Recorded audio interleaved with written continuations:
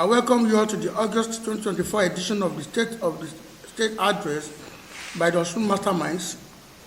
As you already know, the State of the State Address is a monthly effort by our coalition of civil society organizations serving as a platform where we analyze, criticize, or commend government policies that have direct bearing on the welfare of the people of Osun State and Nigeria. We have consistently held the State of the State Address, ensuring that we persistently address germane issues in a manner that get the attention of relevant stakeholders and concerned policymakers.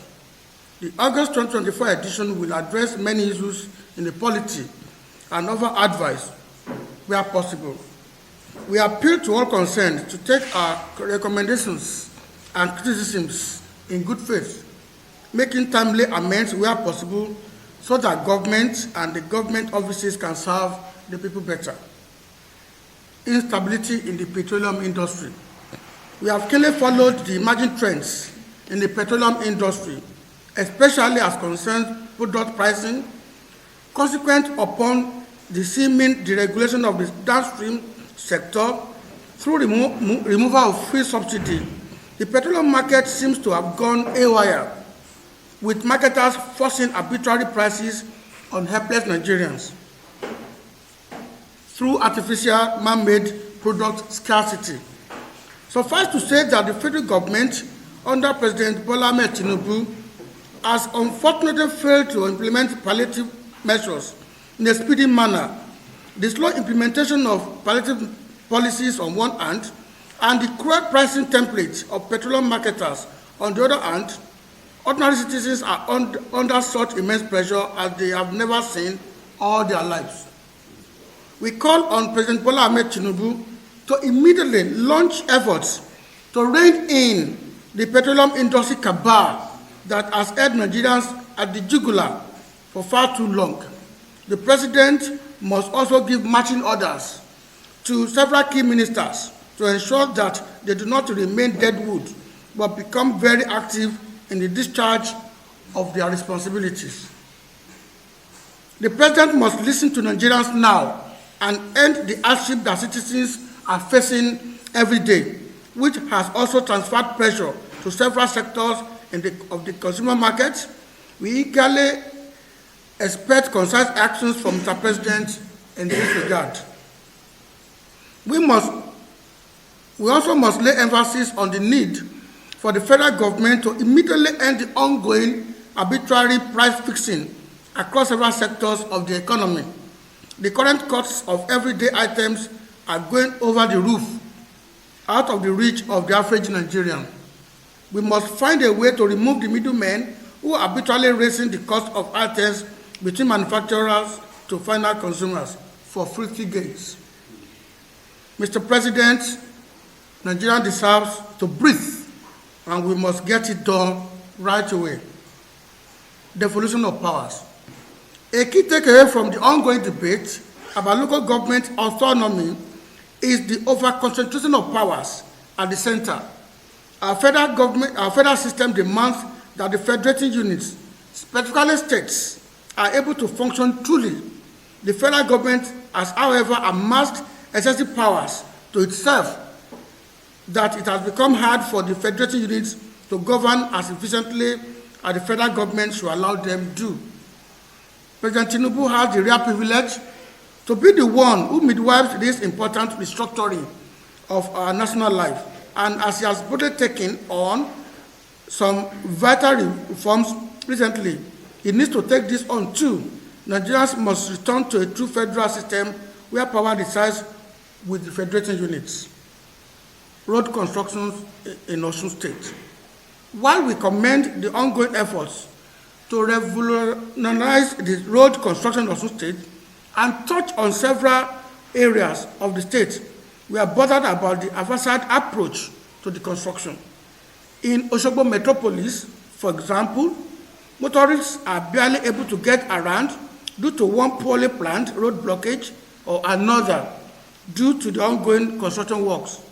This, added to the already high costs of transportation, has become a nightmare for most Osun dwellers. The state government needs to review the work plan of the contractors currently executing its road construction projects to ensure that while the construction indeed progresses, the people are not made to suffer undue hardship. The Osun State government must also ensure that quality jobs are delivered across all of the ongoing construction projects. The hardship commuters currently face must not be for poor project delivery that will again become another nightmare in the very near future. Osun House of Assembly and similar irresponsibility. We bemoan and condemn in very strong terms the irresponsibility of the Osun House of Assembly in the management of demands placed on them and response to petitions written to her. As a group, we have record of petitions written to the House of Assembly by groups that form our coalition and those not even related to us at all. The House of Assembly should be a place of succor for the people they represent and one with utmost standard of integrity, probity, and accountability. But when such ignores calls for accountability and response to public outcry, it becomes worrisome. We charge the State House of Assembly to be alive to our duties and know that it is part of our responsibility to respond to letters and petitions reaching to her. No society thrives on impunity and lack of respect for the people with whom lies the ultimate power. Agricultural revolution in Osun State. We commend the effort of the Osun State government as revolutionized agriculture vis-a-vis the distribution of 31 tractors and other farm inputs, which is believed to be capable of increasing agricultural productivity. However, we advise the state government to come up with a comprehensive policy framework for agriculture in the state. This remains the only permanent solution to give specific directions towards agricultural production, especially seeing how several piecemeal efforts of the past have not yielded any significant results, while scarce resources are being deployed. In addition, we demand from the state government the cost of each unit of the tractor procured for accountability's sake, so the people could know the true worth of what the government has done for them. Furthermore, we implore the government to critically review the broiler production program before embarking upon, as the pitfalls of the program as previously implemented, which have room for corruption, exploitation, and waste, still seem to be currently retained. In Osun Teaching Hospital, news and reports coming from the operations and running of the Osun Teaching Hospital is not anything to be proud of for a tertiary institution of health such as that. We have it on good authority that services being rendered by the hospital is not top-notch and unbefitting of an hospital of such standard. Issues as minute as blood tests, blood group, scans, and other issues are being referred to other hospitals and private diagnostic centers in the state at a price uneasy for the people. Machines and equipment needed are not available, and this impacts strongly on the promise of good health care by the Osun State government. We charge the government to beam satellites on the running of the Osun Teaching Hospital in the interest of the people. The people deserve more in terms of health care so that we don't continue to lose the people we are governing, cost of food and other items. While we know the state of things and high cost of goods and services occasioned by unwholesome government policies, we charge our fellow citizens to show responsibility by not making life avoidably hard for the people by erroneous charges and deliberate inflation of prices. Most of the times, inflation experience and high cost of goods are human-made, with intent for maximum profit possible, but this does not make good citizens.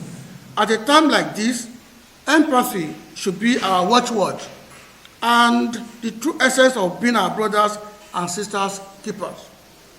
True love for the country entails loyalty and commitment to common good, and that should be paramount in all we do if truly we all want to make Nigeria a place of pride and an envy of all nations. In conclusion, we thank you most sincerely for attending this month's State of the State address. We implore you, as implore policymakers and the general public to take our contributions and as constructive input towards ensuring the growth and development of our, not just our state, but our country. May Osun and Nigeria succeed. Thank you.